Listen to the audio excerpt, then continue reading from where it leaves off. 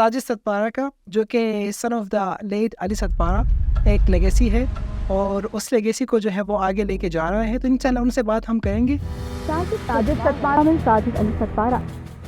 जी भाई, इसमें क्योंकि जब 2019 जुलाई 2019 में मैंने K2 सबमिट किया था, जब ये K2 विंटर में जब थे तो एक टफ मिशन था ये K2 विंटर जो अटेम्प्ट। फिर I am the youngest K2 जो अटेम्प्ट किया था विंटर्स में, तो मैं यंगेस्ट था सबसे उस टाइम पे। माउंट एवरेस्ट भाई क्योंकि वर्ल्ड का हाइस्ट था, तो उसको समिट विदाउट ऑक्सीजन, क्योंकि सबसे मेन चैलेंजिंग जो है अल्टीमेट एक एंड्योरेंस चेक होता है माउंट एवरेस्ट विदाउट ऑक्सीजन। अब विद ऑक्सीजन और विदाउट कंपेयर ही नहीं कर सकते। मेन चीज़ ऑक्सीजन है। आप हाई एल्टीट्यूड पे जाते हैं, जब ऑक्सीजन की कमी होती है आपका ब्रेन सही काम नहीं करता, आपकी बॉडी सही तरह फंक्शन नहीं करती है ना। पढ़ना तो टफ के साथ साथ एक तो वो एवेलांच और डेंजरस, क्योंकि डेथ रेशो उसका सबसे ज़्यादा है, जो फर्टिलिटी रेट है अन्नपूर्णा का बहुत है। दोनों साथ किया था कोई 3 दिन कुछ 11-12 घंटों में मैंने दोनों विदाउट ऑक्सीजन कशबुड़ुम 2 क्लाइम किया था पहले, फिर कशबुड़ुम 1। तो जब ये कोई क्रिस्टिन हेरिला थी, कोई जो रिकॉर्ड मेकिंग है 2022 में भी इसका जो स्पीड जो 14,800 का प्लान था उसका, लेकिन विंटर्स में 8,200 तक अभी तक की मेरी पर्सनल जो अचीवमेंट्स है ना, 8,200 तक विंटर्स में जाना सबसे बड़ी। बिस्मिल्लाहिर्रहमानिर्रहीम, अस्सलाम वालेकुम। माय नेम इज़ नुमान समी और आज हमारे साथ स्टूडियो में एक ऐसे इंसान मौजूद है जिनके हवाले से मैं जितना भी उसकी लाइफ के सारे एक्सपेक्ट्स को उस पर बात करूं तो कम होगा। और वो एक ऐसा ह्यूमन बीइंग है जो अपने फादर के लेगेसी को लेके जा रहा है और हमें माउंटेनियरिंग के हवाले से और इस तरह जो ट्रैकिंग के हवाले से, माउंटेनियरिंग के हवाले से और स्पेशली इस एक्सट्रीम स्पोर्ट्स में जितने कैटेगरीज हैं उसके हवाले से बहुत ही यूनिक तरीके से वो हमें अपने सफ़र के थ्रू जो है वो हमें समझा रहे हैं। तो हाँ, मैं बात कर रहा हूँ साजिद सतपारा का, जो कि son of the late Ali Sadpara एक लेगेसी है और उस लेगेसी को जो है वो आगे लेके जा रहा है। तो इंशाल्लाह उनसे बात हम करेंगे।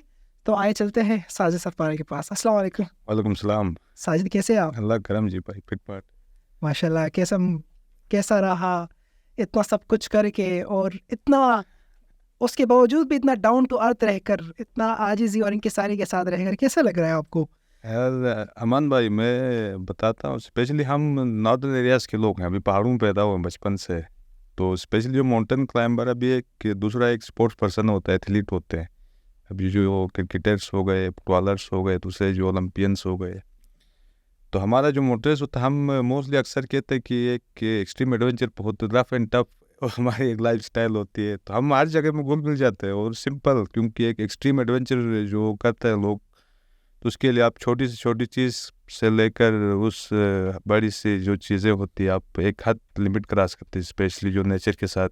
बिल्कुल। तो उस वजह से फिर हम अक्सर कहते हैं कि हम अभी लाहौर से कोई बंदा आता है, इधर से कोई आके पहाड़ चढ़ता है, तो उसकी कमाल की बात है, लेकिन रिस्क है काफ़ी, वो है अचीवमेंट। लेकिन हम पहाड़ों में, we are child born climbers कहते हैं कि हम पहाड़ों में पैदा हुए। हमारे जो सतपारा की जो हाइट है कोई 3,000 मीटर उसकी एलिवेशन है, तो बचपन मेरा सारा उधर ही गुजरा है हमारा, तो हम नेचुरली एक ट्रेन होते हैं सारे माशाल्लाह। तो साजिद भाई आप देखें ना तो लाइक माशाल्लाह, आप विदाउट ऑक्सीजन आपने अभी तक अल्हम्दुलिल्लाह से 8,000 मीटर के जो है 8,000 मीटर के पहाड़ आपने, उसमें से 8 पहाड़ आपने सर कर लिए, ठीक है, वो विदाउट ऑक्सीजन। ये एक अपने आप में एक बहुत बड़ा अचीवमेंट है, लेकिन इससे भी जो सबसे मुश्किल है वो है आपके अपने फादर का, यानी अपने वालिद साहब का जो है एक लेगेसी, जिनकी एक बहुत बड़ी पाकिस्तान के लिए एक बहुत बड़ी खिदमत रही है। तो उस लेगेसी को आगे लेके जाना कितना मुश्किल है?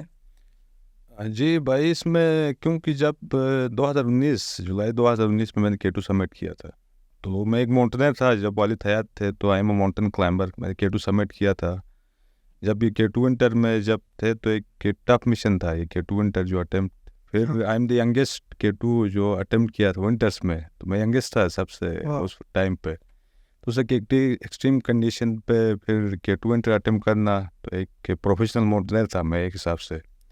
तो जब एक सारी जो फेम मुझे मिली, जब वालिद की कुर्बानी की वजह से सारी एक फेम मिली मुझे अचानक, तो उसमें तो मैं एक यंग क्लाइंबर था, जूनियर, तो जब वालिद ने अपनी सेक्रीफाइस दी तो सारे लोगों ने एक वालिद की क्रेडिबिलिटी की वजह से ही सारे जो एक लोग मुझे अक्सर जानते हैं। तो मोस्टली पहले सन ऑफ अली सतपारा, उसके बाद मेरी अपनी अचीवमेंट्स और सारी वो आती है।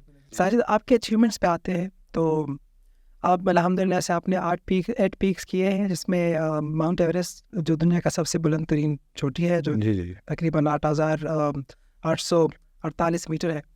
तो उसके हवाले से वो एक्सपीडिशन कैसा रहा? माउंट एवरेस्ट पे आते हैं, किस तरह रहा उसकी माउंट एवरेस्ट भाई क्योंकि वर्ल्ड का हाइस्ट था तो उसको समिट विदाउट ऑक्सीजन, क्योंकि सबसे मेन चैलेंजिंग जो है अल्टीमेट एक एंड्योरेंस चेक होता है माउंट एवरेस्ट विदाउट ऑक्सीजन।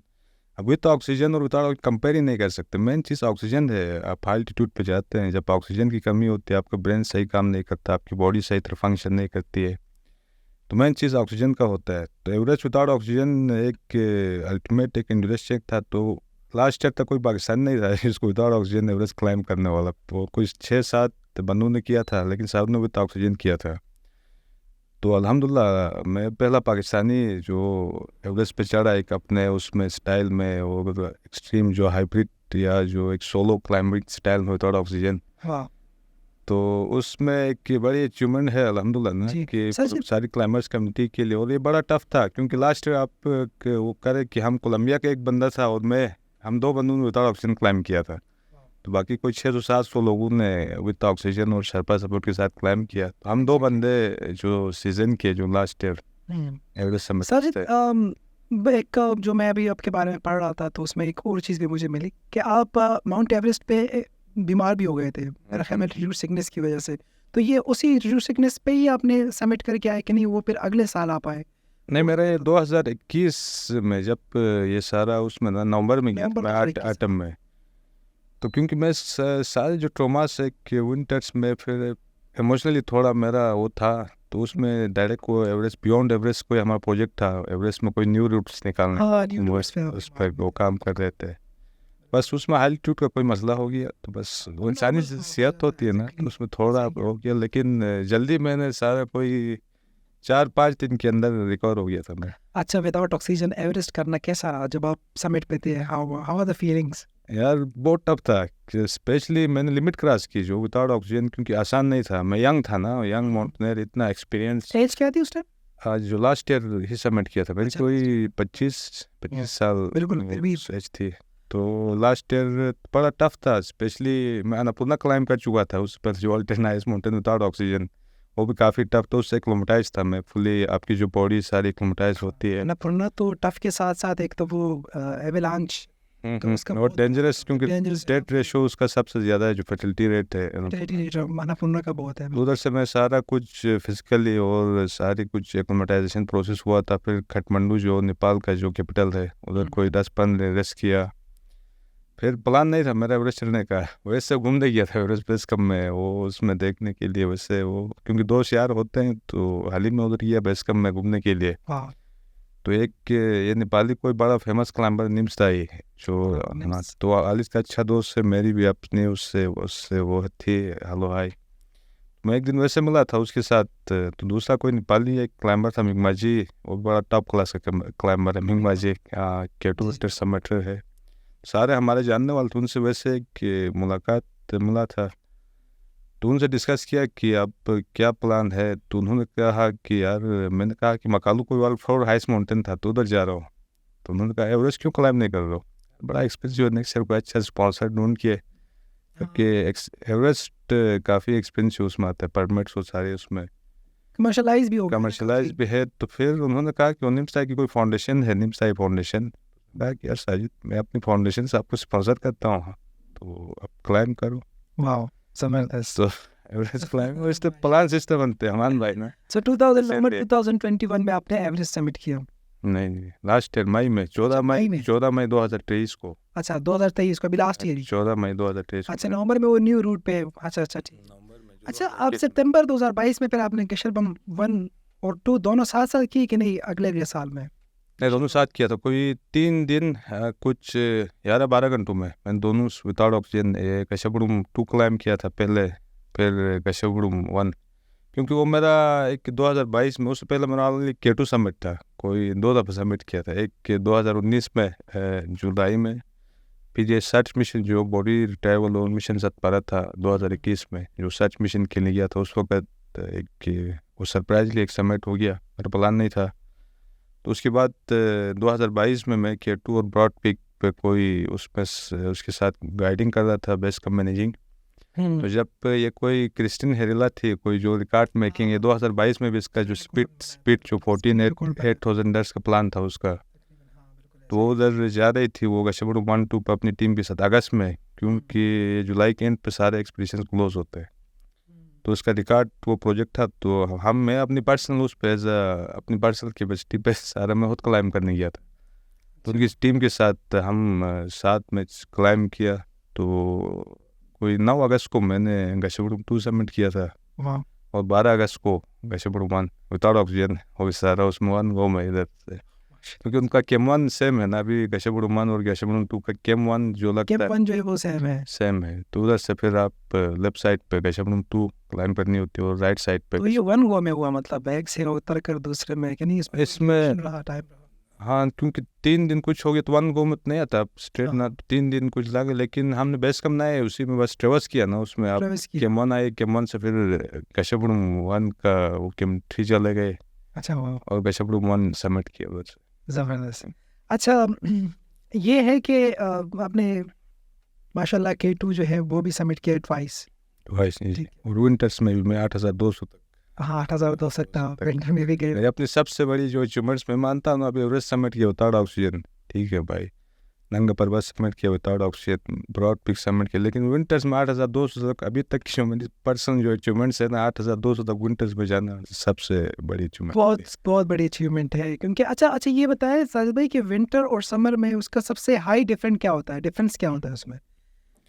भाई इसमें आप समर तो समर है ना, अभी समर एक फेवरेबल टेम्परेचर होता है सारी, कि आप कंपेयर विंटर होता है भाई ना, क्योंकि उसमें एक एक्सट्रीम सर्दी इतनी होती है, -55-60 ये दिन का है क्या रात का? आपकी डिपेंड करता नहीं है उसमें। आप ये जो हाई कैंप्स अभी 8,000 से अबाउ कैंप 4 से ऊपर जाते हैं, तो अभी वेदर कोई चेंजेस होता है तो उस लेवल पर होते हैं। बाकी नॉर्मली बेस कम में -40-35 नॉर्मल होती है, बेस कम में 20, कभी कभार 5-10 माइनस भी हो जाती है, कभी मौसम अच्छा, वेदर पर डिपेंड करता है। जो मैं आप हाईएस्ट डिपेंड कर बता रहा हूँ कि इतनी टेम्परेचर गिर जाती है उसमें। तो फिर विंटर में तो फिर बेस कैंप सब कुछ खाली होता है, बस जो सोलो क्लाइंबर्स होते हैं जो साथ जाते हैं। अभी विंटर्स में, क्योंकि अभी आप जब हम K2 विंटर अटेम्प्ट कर रहे थे तो दुनिया की जो 14 पहाड़ है वो 14,800 से बड़े पहाड़ 13 क्लाइम हो चुके थे। 13 जो है ना ऑनली K2 रहता तो जान क्लाइम था विंटर में, तो इसकी वैल्यू और सारी जो क्लाइमर्स कम्युनिटी है वर्ल्ड की इस पे नज़र थी ना K2 पे। क्योंकि K2 अक्सर कह रहे थे कि यार इम्पॉसिबल है, क्योंकि इतना टफ है, कराक्रम्स में है वेदर कंडीशन, तो इस वजह से उस पर नज़र ज़्यादा थी लोगों की। तो इसीलिए हम अक्सर कहते थे कि यार K2 इज़ अ गिफ्ट। अक्सर हम वालिद तो मैंने ही डिसाइड किया था यार हमारा पहाड़ है K2, अल्लाह ने एक वो गिफ्ट के तौर पर पाकिस्तानियों को दिया है, तो हम ही क्यों इसको न ट्राई करें। तो एक उस मिशन के साथ और अपनी एक वो एक होती ना, वालिद विंटर स्पेशलिस्ट था, एक वालिद विंटर्स में काफ़ी उसकी एक्सपर्टीज थी। अच्छा, लास्ट ईयर में K2 पे एक हादसा हुआ था, आपने सुना होगा, ये हसन सतपारा का जो हादसा हुआ था। हसन शिगरी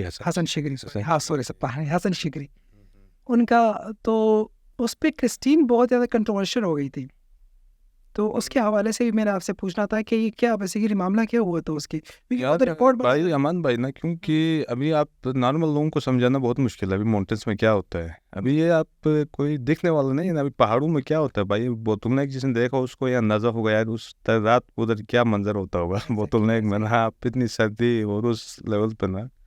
हसन के साथ क्योंकि K2 क्लीन अप कंपेन कर रहा था, K2 की मैं सफाई कोई कंपेन लीड कर रहा था, तो मैं उस वक्त K2 के जो कैंप 4 एरियाज में ही था। तो मुझे सुबह कोई पता चला कि कोई पाकिस्तानी की इस तरह कोई वो एक्सीडेंट हुआ है। सुबह कोई वाक़ी टाकीज़ होते ना हमारे पास कम्युनिकेशन के, तो मैंने अपने वो मेरे कज़न थे, मेरी टीम के बंदे थे, वो दोस्त यार गए हुए, तो पर पूछा यार भाई ये कौन है पाकिस्तानी, तो उन्होंने बताया कि ये लेला पीक कोई एक्सपीडिशन वो कंपनी जो मॉनिटरिंग आउटफिट है, तो उसका कोई बंदा है का।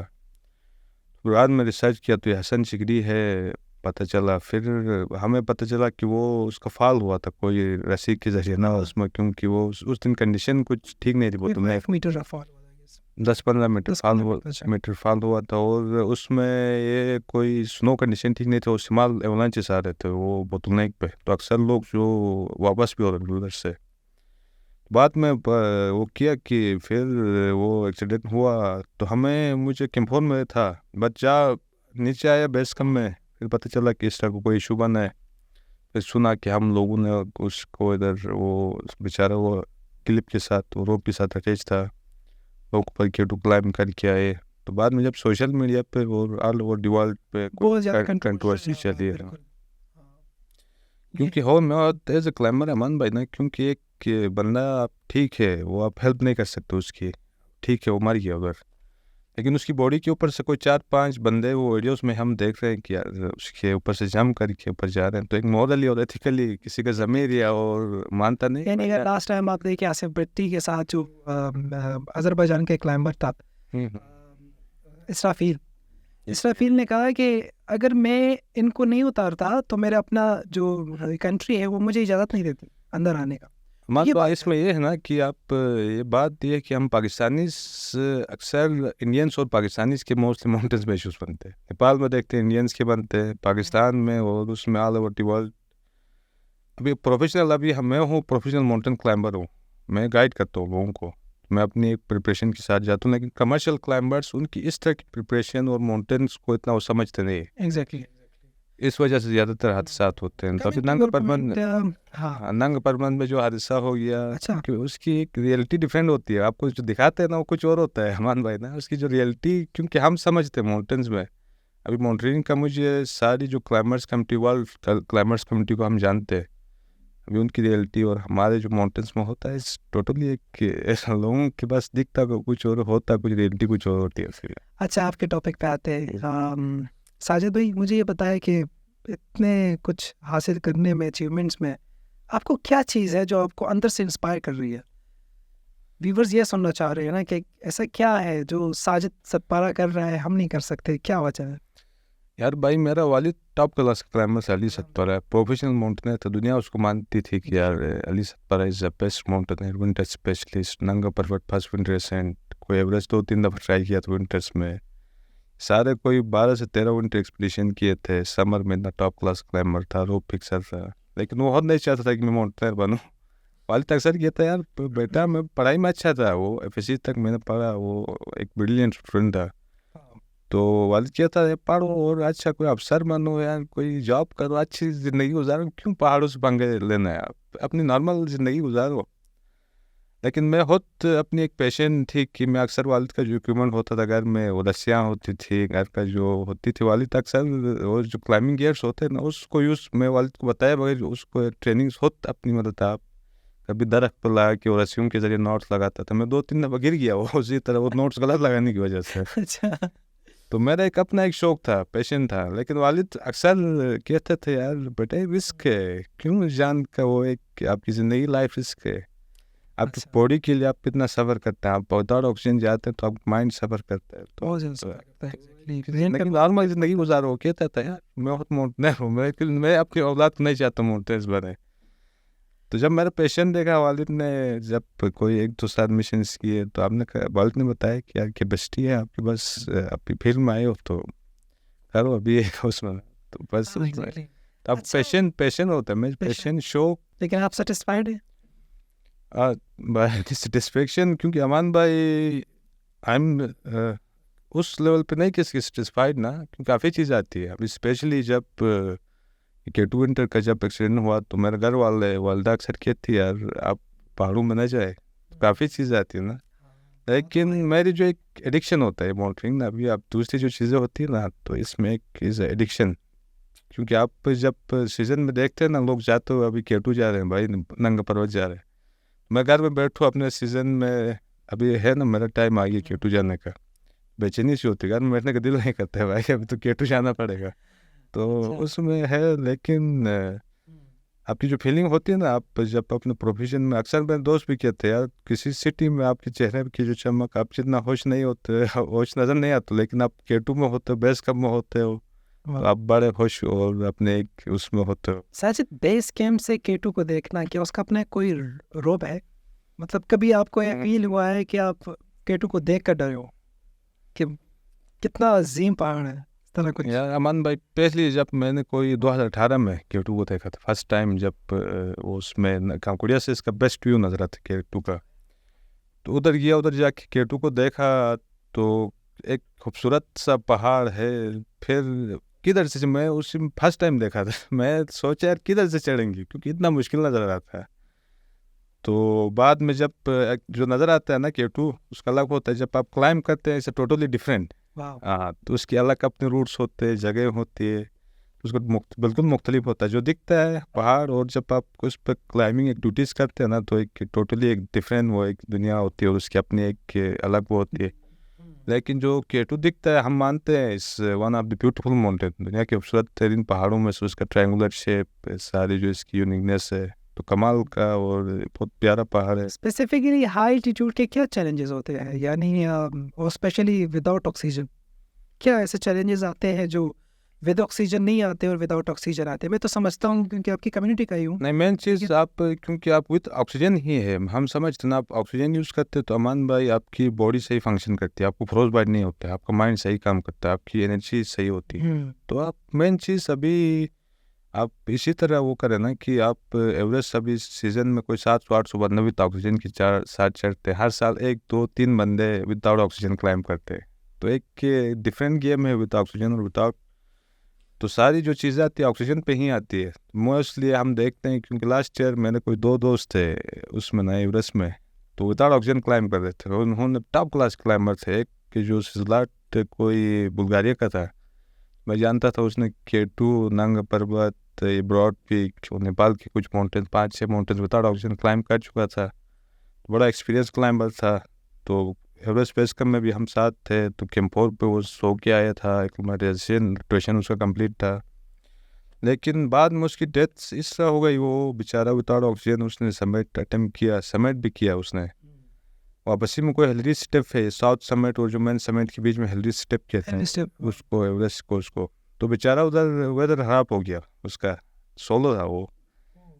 फिर कोरा एक नाइट वो फंसा रहा उधर। तो नेक्स्ट ईयर कोई शर्पा मुझे बता, उसी साल ही किसी शर्पा ने मुझे बताया बेस कम में, यार मैं उधर पहुंचा तो कोई बंदा उधर हेल्प हेल्प के वो आवाज़ सुनाई दी उसको।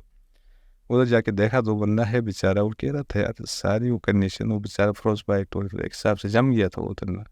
लेकिन वो आखिरी उसकी सांसें चल रही थी, वही हेल्प बोल रहा था। तो बेचारा उधर ही वो सारी उसकी डेथ हुई विदाउट ऑक्सीजन ट्राई करने की वजह से। तो इस तरह के बहुत मसले होते हैं ना विदाउट ऑक्सीजन। तो अक्सर लोग, उनका माइंड काम नहीं करता है अक्सर पहाड़ों में जाके। तो बिल्कुल। अच्छा, बहुत कम लोग, साहिल भाई, बहुत कम लोग इस बात को समझते हैं। पहले तो बहुत कम लोग एक्सट्रीम स्पोर्ट्स को समझते हैं। लोग कहते हैं, ये यहाँ तक मेरी अपनी मम्मी मुझे कहती है कि मतलब पहाड़ पे चढ़ गए तो क्या, मतलब क्या क्या हासिल किया। मैं तो समझता हूँ एज अ माउंटेनियर या एज अ ट्रैकर, मुझे वो फीलिंग पता है ये क्या होती है ना। लेकिन कोई ऐसे और भी लोग हैं हमारी सोसाइटी के, वो ये बात नहीं समझते। उसके हवाले से आप क्या कहना चाह रहे हो? यार अमान भाई, इसमें ये है ना, आप पहाड़ अभी अक्सर कहते हैं कि यार काफ़ी इसमें चीज़ें आती है कि आप पहाड़ चढ़ने क्यों जाते हैं। अक्सर मुझे लोग ही अभी हमारे जो पैरा क्लाइंबर्स कम्युनिटी में एक्सीडेंट्स ज़्यादा होते हैं, तो अक्सर लोग कहते हैं कि यार आप रिस्क है, जान का खतरा क्यों जाते हैं पहाड़ों में। तो इसमें 2 चीज़ आती है। एक तो आपका होता है, हमारा अभी प्रोफेशनल माउंटेन गाइड हूँ, मेरा काम है भाई। दूसरी बात इसमें ये है अमन भाई ना, क्योंकि सारी जो आप एडवेंचर रिस्क नहीं लेंगे तो आपकी जो एक होती है ना कि आप ग्रो नहीं करेंगे। आपकी जो सोसाइटी में या वर्ल्ड में जो सारी जो इन्वेंशन हुई है, सारी चीज़ें लोगों ने रिस्क लिया है, कोई चीज़ डेवलप हुई है या कोई न्यू इन्वेंशन हुई है। तो अभी कोई पहाड़ समिट किया, किसी ने केटू के टॉप पे चढ़ा, तो जी भाई देखा कि दुनिया इस तरह की भी है कि पहाड़ इस तरह है, तो सारे टॉप्स सारी खूबसूरती पर्सनल एक सेटिस्फेक्शन की जो होती है। और जो समिट पे फीलिंग होती है आपकी, वो एक समिट करते हैं तो इस अनएक्सपेक्टेड वो कॉन्फिडेंस और आपको जो खुशी महसूस होती है उसकी फीलिंग, क्योंकि आप जो समिट करते हैं उनको ही आइडिया होगा यार उस तरह किस तरह की कमाल की फीलिंग होती है। फिर टॉप से देखते हैं जो व्यूज़, एक इमेजिनरी व्यूज़ होते हैं सारे, मज़ा ही अलग है हमारा। हाँ। तो नाज़रीन, यहाँ से हम एक छोटा सा ब्रेक लेते हैं और ब्रेक के बाद जो है हम आते हैं इंशाल्लाह फिर डिस्कस करेंगे साजिद भाई के साथ।